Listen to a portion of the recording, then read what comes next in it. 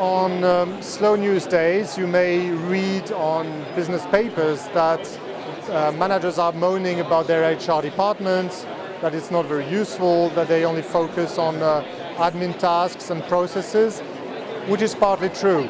At Cornerstone, we did a survey with IDC in 2016 that showed that 4 line managers out of 10 were frustrated because of HR process.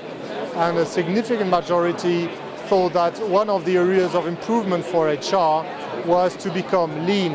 Very often you hear HR talking about them being business partners, which, if I may say so, is wrong. Because a partner can be a supplier. HR should actually be in the business, not a partner of the business, but part of the business. This has a certain number of impacts on the way HR should perceive its role. And the first one is to really put business first. For example, it is obviously HR role to ensure that people in the company stay compliant, to ensure that any procedures are perfectly tracked. If you are talking about HR administrative tasks that need to be done, there is a reason for that. Compliance, just to go back to this example, actually means being risk aware, and that has a positive impact on the company and on its business. So I think that's really the key element here. HR needs to change the way they communicate on what they do. And when it comes to administrative tasks which need to be done, then once again we go back to this idea of lean HR.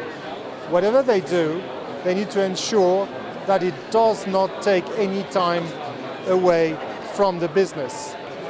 A typical example would be performance management. More often than not, today, performance management still is this very boring yearly process that everyone has to make, and everyone hates it because it's completely useless.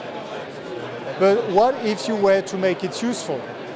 What if you were to change this dialogue, and make it a space where people could really speak about the way they work and how they could work better? This would completely change the way you do things.